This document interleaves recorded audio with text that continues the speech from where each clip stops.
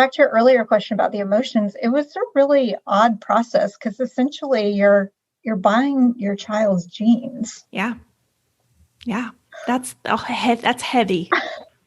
That's very It's really heavy. Mm-hmm. And you can, it's like Amazon. You can add to your cart and then check out. I actually called because I wanted to speak to a real person because it felt way too impersonal just buying it online.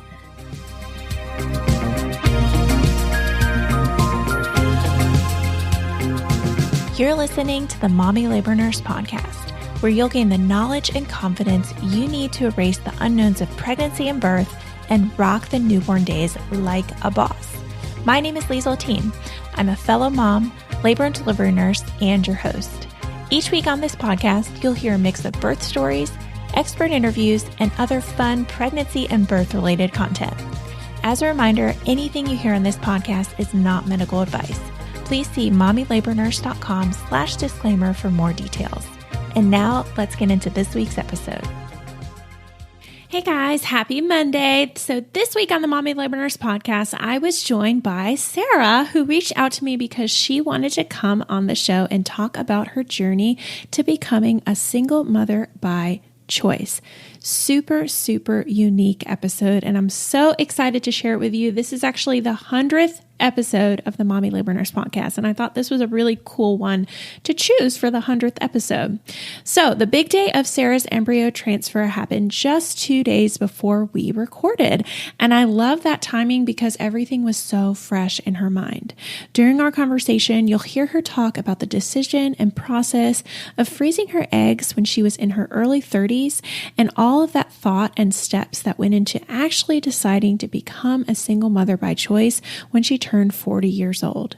She opens up about the egg freezing process, the emotions surrounding her decisions, how she selected a donor, and all of the ins and outs of the embryo transfer process. I loved getting to learn about this unique path of motherhood and especially loved Sara's thoughtful and informed perspective on the entire journey. She shares a wealth of information surrounding every step of the way, and it was such a pleasure to have the opportunity to chat with her and learn so much. It is my honor to share her story with you guys today. So let's jump right in. Wondering what you need to do to stay on track during each week of pregnancy? Not sure what you need to be learning or researching along the way? I can help. Sign up for our free weekly pregnancy series to get tips, advice, and resources tailored to your exact week of pregnancy sent straight to your inbox every week. Sign up at mommylabornurse.com/IamPregnant to get your first email today. See you in your inbox real soon. Hi, Sara. Welcome to the Mommy Labor Nurse podcast. Thank you so much for being here today. Hi, Liesl. I'm so excited to be here. Yeah. So can you just start by telling our listeners a little bit about yourself, where you're from, what you do, what your hobbies are, what you eat for breakfast, anything like that you want to share? Happy to.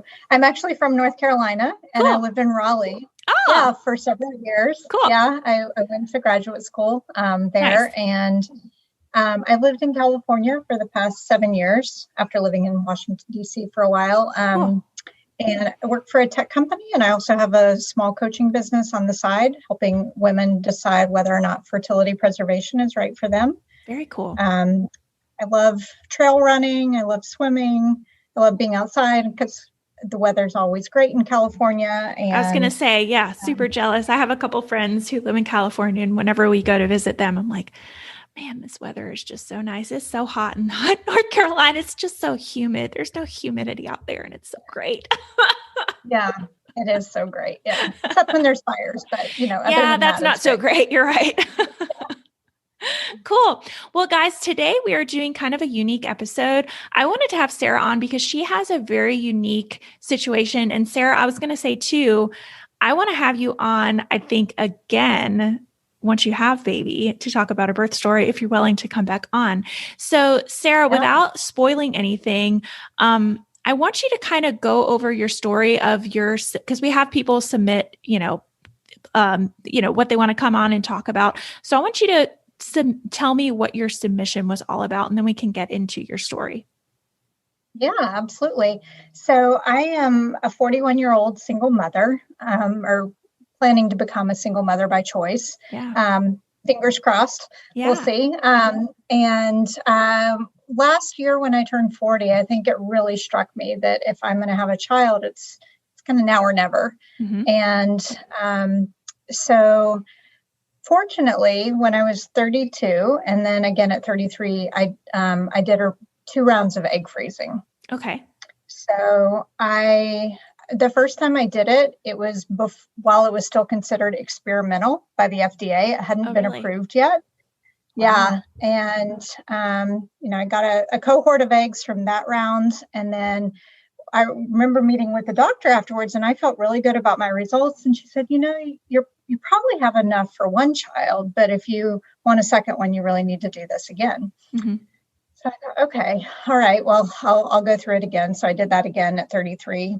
And prior to even deciding to do that, I think I was probably in my late 20s when I thought to myself, and I didn't know what the options were, but I decided that if I were not in a serious, committed relationship that was going to lead to marriage by the time I was 32, I was going to do something. And again, I didn't know what the something was, but I wanted to explore my options. So my OBGYN gave me a referral to a fertility clinic. And then that's how I ended up doing the 2 rounds of egg freezing. So my eggs have been stored, I guess, for 8 and 9 years, respectively, ever since, on the 4th floor at this fertility clinic in Maryland, and waiting there for me to decide what to do. And so last year when at 40, I was still single. I'd been in long-term relationships before. One was leading to marriage, and called it off prior to the wedding. Mm-hmm. And we were in the middle of a pandemic, so meeting someone at that stage didn't really seem very feasible. Yeah, I can imagine so. I understand that. Yeah, wasn't the greatest. Plus in California, I think we were probably even more shut down than the rest of the country. Oh, yeah. So I just decided, if I'm going to do this, I'm going to have to do it on my own. And what the turning point was I was having a conversation with my mom, and for many years, I kind of contemplated this, but never really felt prepared to do it. And when I thought about doing it alone in California, it just felt really kind of lonely to me and not very feasible. And when I thought about moving back to the small town where my parents live in North Carolina, it just felt a little depressing because I hadn't lived there in so long. Yeah. So my mom said, well, what if we come out and help you for the first year? So she and my dad offered to come out to California, rent a little apartment and help me for the first year. And that was really the catalyst that got it going. And so from that point on, I just, set appointments and started on the path. And I think that probably for a lot of women, that one of the hardest parts is choosing the donor. Mm-hmm. So that took a couple of months just based on all the testing that you have to do, both genetic testing and as well as just kind of, I don't know if you're familiar with it, but it's like online dating. No, I'm not. And I want to hear all about that process, but I do want to go back to when you were 32 or 33 and talk about that and what that was like first before we get into like the dating aspect and the choosing. Yeah, absolutely. So I met with the fertility doctor when I was 32, and she kind of explained the process. And to be honest, at that stage, I didn't feel a whole lot of emotion around it. It felt like, oh, this is my backup plan, and I'll probably never use these eggs. I just want to have them in case. Yeah. And so I went through the process. And for those who aren't familiar with the egg freezing process, it's fairly involved over the course of a couple weeks.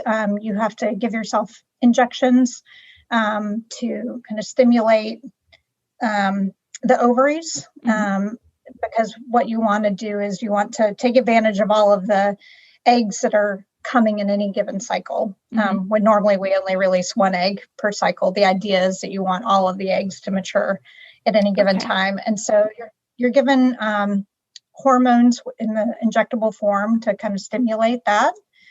And then the night before your retrieval, they give you something called a trigger injection. Okay. And so it's an injection in, your rear end, and that kind of stimulates, the release of these eggs.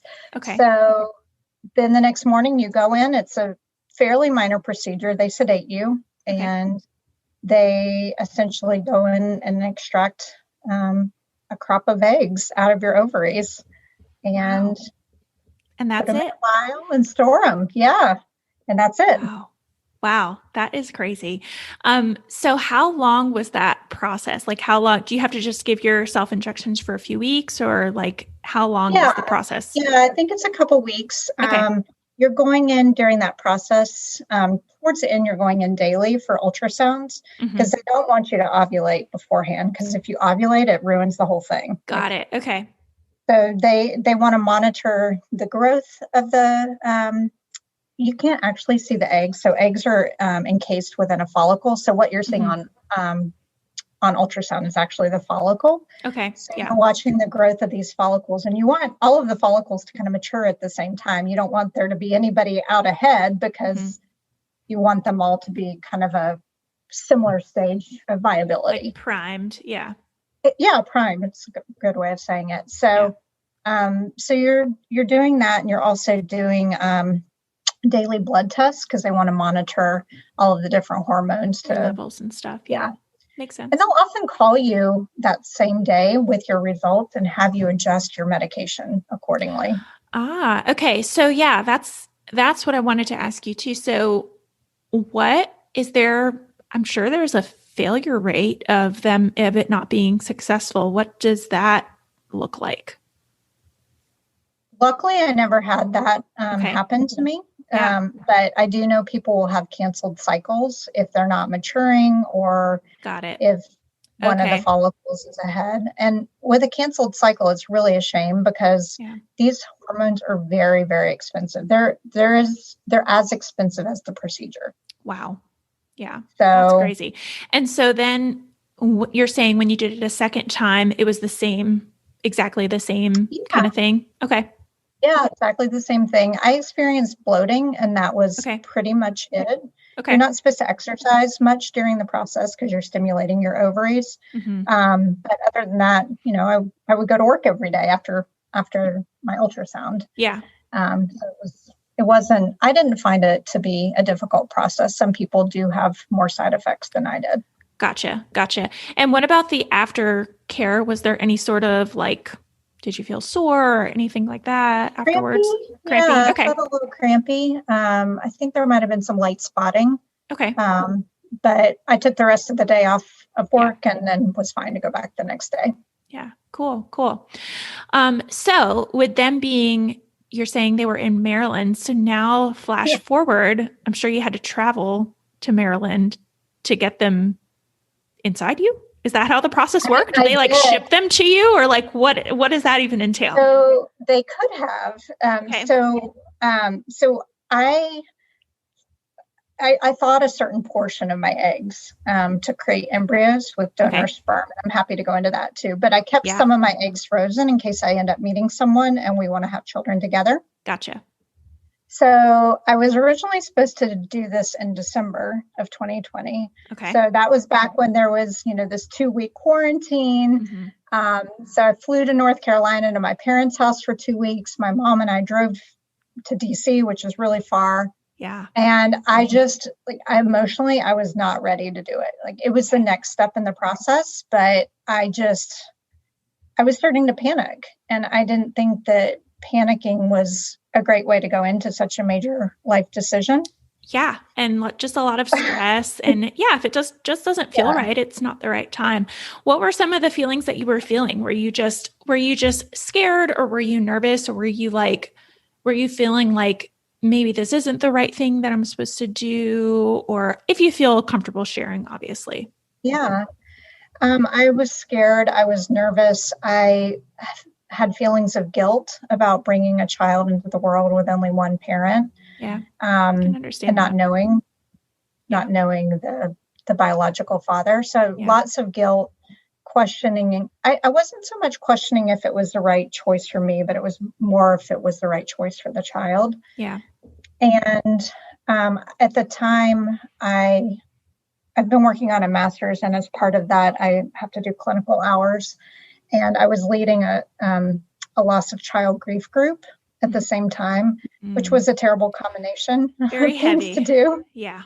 Yeah. And so I think I was just kind of going into worst case scenario mode. Yeah.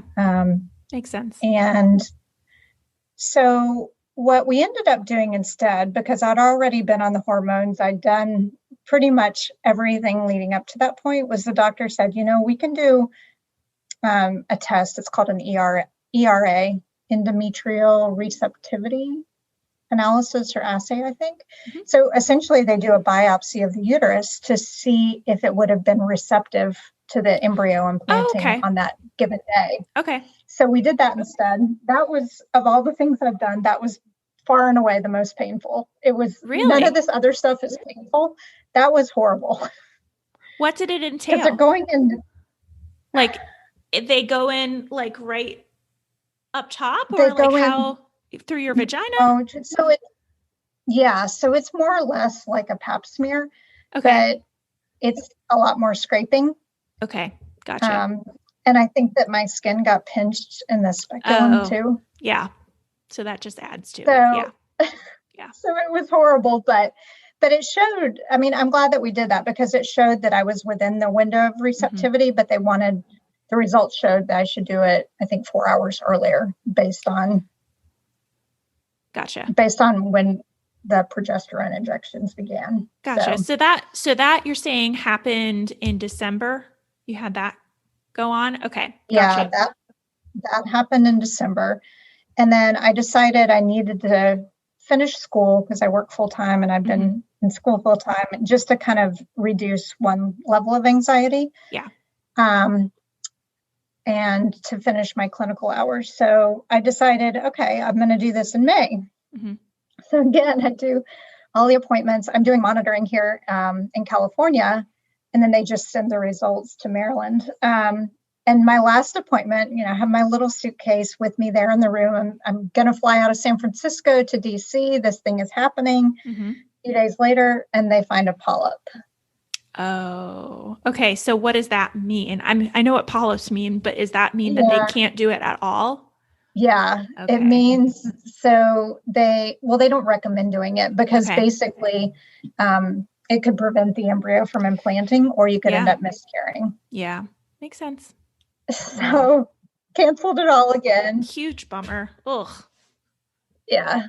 I had to have the polyp removed, all of that. So. Okay. It's been a road. Yeah, no, I'm sure. So I do want to go back to the selection process and how that is, and feelings surrounding that, and like how that even goes, and like what do you even look for when you're choosing a donor? Just talk to me all about that. All right, the sound of that baby crying means it's time for this week's segment of Birth It Up Babies. So this Birth It Up Baby says, Birth It Up Baby Sadie was born Friday, April 23rd.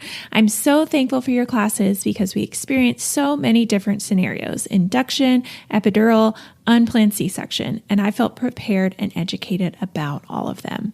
Even more so, I felt like my husband was calmer during the whole process because he had an idea of what to expect. Thank you so much.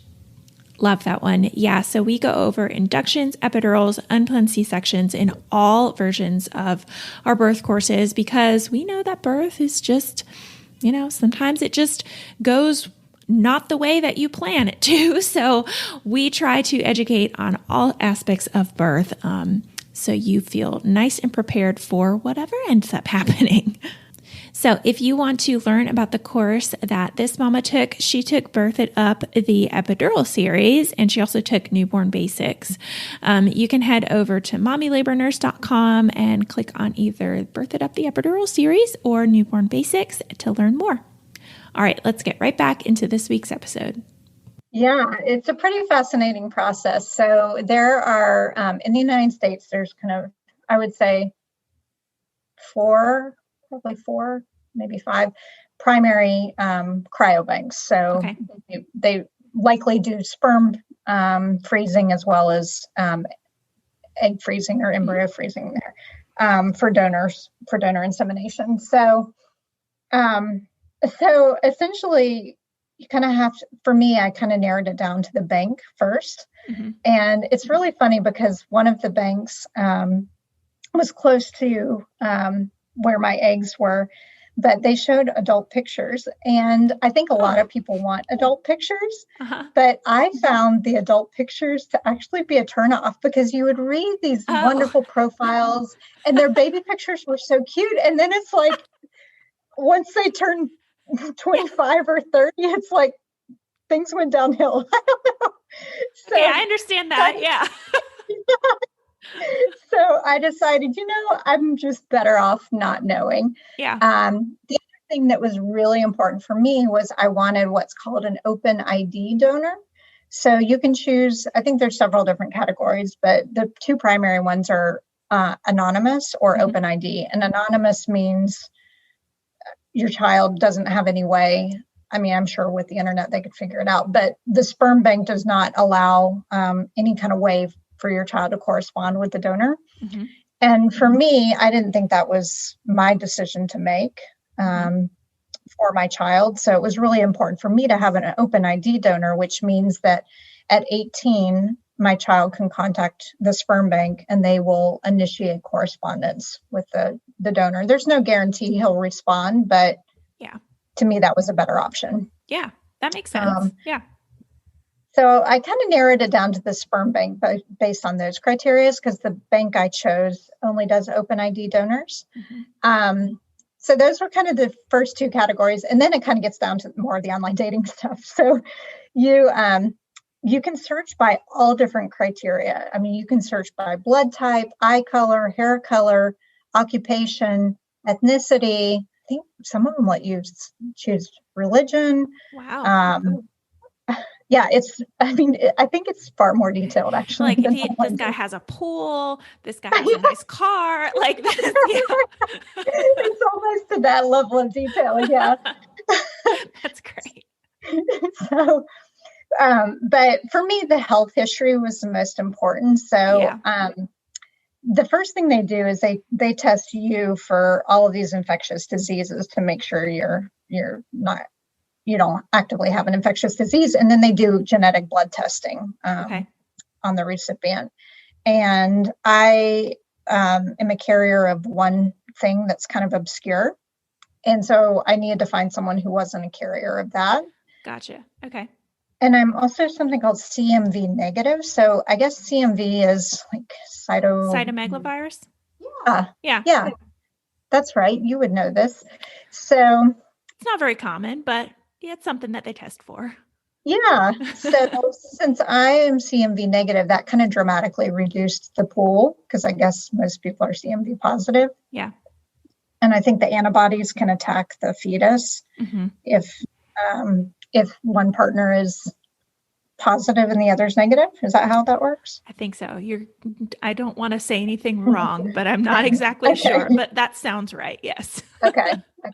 So that dramatically reduced the pool. So from there, there were these guys that were 6'3" and blonde hair. And in my family, we all have brown hair. Everyone is 5'10" or less. I'm 5'3". And I thought, my poor child looks like this guy. He or she's not going to look like it fits in our family. Right. So then, I kind of had to weed out the blue-eyed, blonde, 6'3" guys. Yeah. So you can also, the thing that was really important to me was the health history. So you get, I think there's like 3 generations of health history. You know what grandma died of, what your paternal uncle had as a child. It is so detailed. It's like a dossier on this. Wow. And you probably know a lot more about that kind of stuff than like, hey, you got married to this person or you're dating this guy. And like this sperm bank has like the whole health history. And like my husband, I don't know what his great aunt, what her medical history is like. Wow. Totally. Yeah, totally. So you have all this really extensive information. And Yeah. so that was really important to me because I wanted to, I mean, they rule out, I think 99% of the guys anyway, either based on sperm quality or diseases or family history of cancer or family Yeah. history of, this thing or that thing. So I tried to find guys where there didn't, even with the ones that were screened out, that there wasn't any kind of trend within the family of some kind of Yeah. disease that can be genetic. Yeah.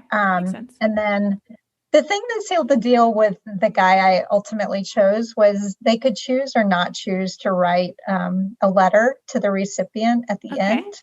Okay. And this guy wrote a sweet little letter, and it said to the couple or the individual who receives this. And it felt really special to me that he said couple or individual, because I think a lot of people just assume it's for a couple. Totally. Yeah. And so the fact that he had kind of that level of sensitivity really meant a lot to me. That's very cool. I feel really good about the guy that I chose. And it was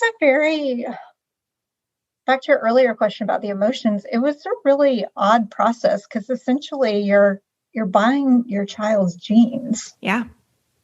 Yeah. That's heavy. That's very It's really heavy. Mm-hmm. And you can, it's like Amazon. You can add to your cart and then check out. I actually called because I wanted to speak to a real person because it felt way too impersonal just buying it online. Yeah. You're like too far removed. You're like, I this is too big of a decision just to be clicking buttons here. Yeah, exactly. Exactly. Yeah. And these guys, they are in high demand. If you don't make a decision quickly, they can be gone. Oh, really? Okay. I was going to ask about that too. So how does that work? Is it like a one shot, like a one embryo kind of like this person that you chose, now they can't be chosen by anybody else? Or is there a certain number? Yeah, I think most of the banks have a 25 family limit. Okay. So, because if the guys have to go through such extensive testing that the sperm bank pays for, ultimately the consumer would pay for it, but they're coming in sometimes daily for appointments, and they have to go through all this genetic testing and just all kinds of things, and they have to test the sperm quality. And so I think in order, for one thing, for the sperm bank to make any money, they have to make it available to more than one family. Yeah. And so, but it's kind of the honor system because many people forget to report their pregnancies back to the sperm bank, or they choose not to. So they don't really, I don't think they really follow up with you. Yeah. Interesting. I was going to ask you too. So are you able, if you ever do decide to have another child this way, are you able to use that same donor? So I bought 2 vials since I was doing IVF. I forgot how many it is. Let's say millions of sperm within one vial. It's a bunch. But I bought two vials just in case one failed or got lost in shipping or something. Yeah. As a backup. But when I thawed my eggs and had them inseminated, there's multiple embryos. So I still have frozen embryos from that, from the first vial. And then I still have the second vial frozen just in case. And is this, you're saying the second vial is the same person? Mm-hmm. Okay. Yes. Gotcha. Mm-hmm. Gotcha. Yep. Okay, cool. So let's flash forward now to about 2 days ago. Tell me what happened in that journey. Yeah. So after the polyp removal, I was able to go back on the hormones really quickly because you have to do kind of this lead up. Since I'd been on estrogen, they had to give me some form of progesterone to induce a period. And then after the period came, you have to remove the polyp on a certain window. I think it stays 6 through 10 of your cycle.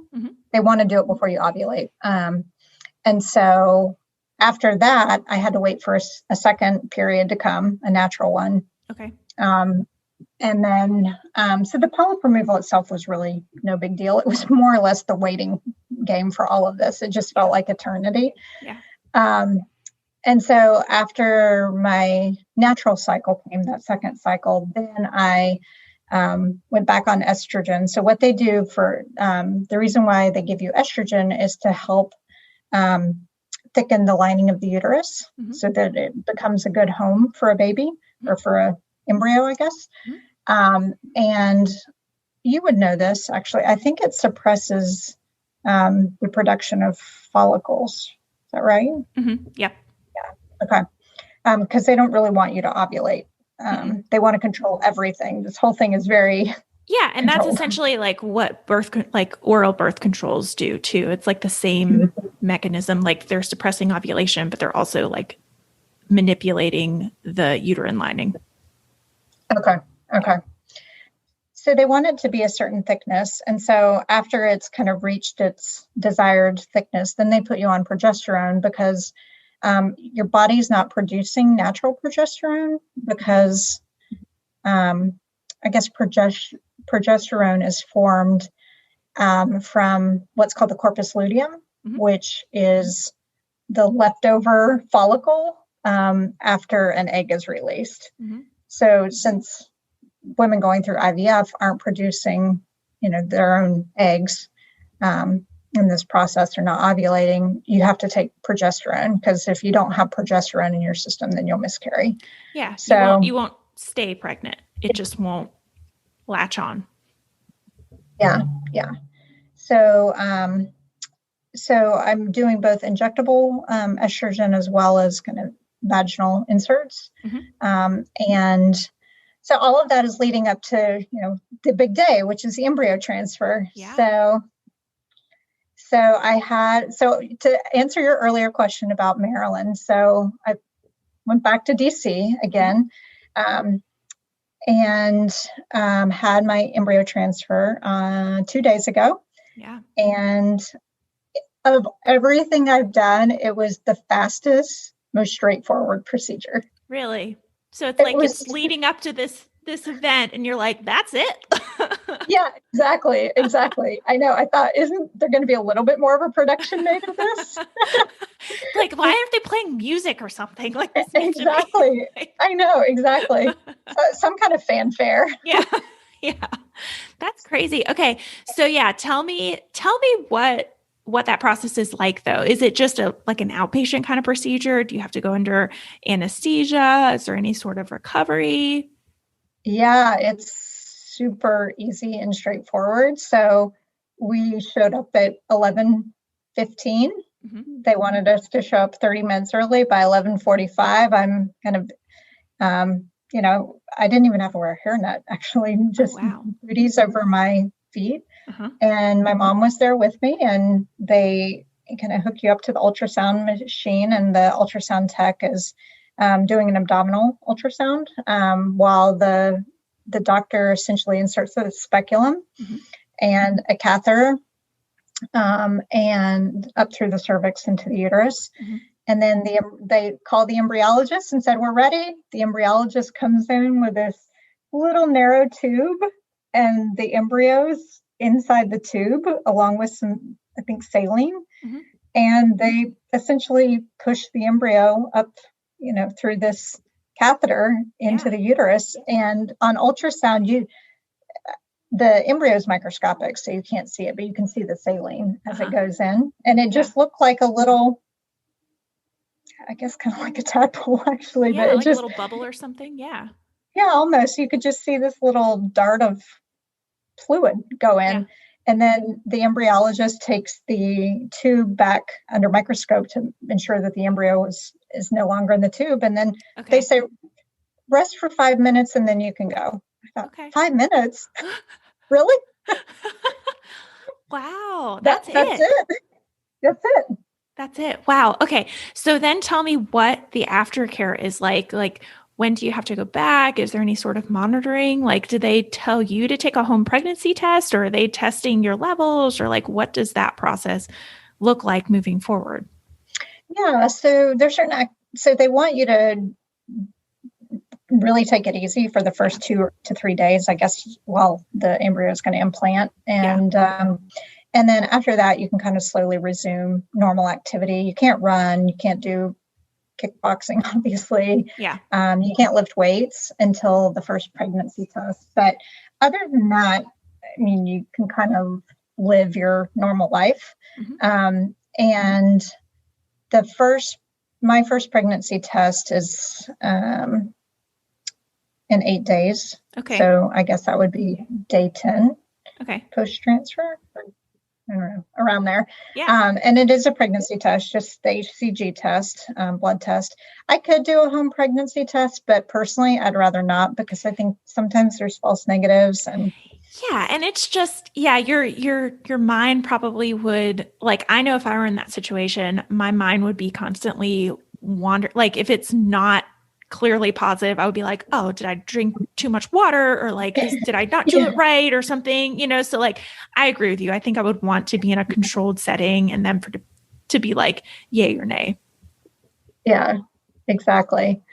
So they'll test the level of HCG, and then if it's present, then I guess they want it to double every day. So you go in, I think 2 or 3 days in a row for blood test. And then after that, for monitoring, I think it's 2 weeks later, I'll go back to the place in California where I'm being monitored for my first ultrasound. Very cool. Well, I am so excited for you. And I'm so excited I'm so excited that we talked like fresh, like right after it happened. And we can kind of like, I definitely want you to email me in the next few weeks or next few months. I know this episode's probably not going to come out for a few months, so I definitely want to update people on your story. If you don't mind sharing too, this is a little bit of a loaded question, but if it doesn't end up being successful, do you have plans of what to do kind of next? Yeah, if it's not successful, I think what they've said is you can, I think, essentially come back the next month. So I think you would get a period, and then they would start on the hormones again. Okay. So I guess I would go back in, I guess, August or September. Gotcha. Cool. Well, I'm hoping for you, Sara. Like, I think, and we have the whole Mommy Laborers community and podcast community hoping for you. So I hope everything goes well. Me too. I have a friend actually who I work with, a coworker, and she's in exact same situation, single mom by choice. And she went through the exact same procedure, and she has a beautiful little baby boy who just is 6 months old. So if that provides if that provides you any, like, good feelings and good juju, then absolutely. Hopefully that's going to be your story. Yeah. For people so. Yes, I do too. For people that wanted to keep up with you and follow your story, do you have like a social media that you want to share? Yeah, I have a website. So it's swjcoach.com. And on Instagram, I'm swjcoachy. So COACHY. Coachy. Gotcha. Okay, cool. Coachy. Yeah. Coach was taken. Love it. Yeah, of course mommy labor nurse was taken. I had to have a dot between mommy and labor nurse. So I get it. So we'll share all of that in the show notes page for people to follow along. We will all be thinking of you over these next few weeks and these next few months. Hopefully everything goes well. And if it doesn't, hopefully the next time goes well. I mean, I hope that everything just is perfect and you wind up with a perfectly healthy, awesome, amazing baby. So good luck to you, Sara. Thank you so much for coming on and sharing your story. Oh, I loved it. Thank you for having me, Lisa.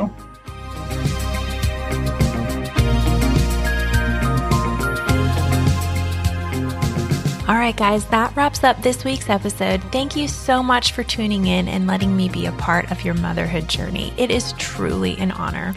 If you like what you heard, don't forget to hit that subscribe button so you never miss an episode. And I love hearing what you guys think of the podcast. So if you're liking what you hear or you have a suggestion, I'd be so grateful if you'd go ahead and leave me a review wherever you're listening to help more mamas just like you find the show. What do you think? Are you starting to feel a little more confident about your pregnancy and birth? Well, if you want more, be sure to head on over to mommylabornurse.com/podcast for today's show notes and a library of episodes so you can keep getting educated before your upcoming birth. And while you're over there, be sure to check out the blog and learn about our online birth classes. Find it all and more over at mommylabornurse.com/podcast. See you next week, same time, same place.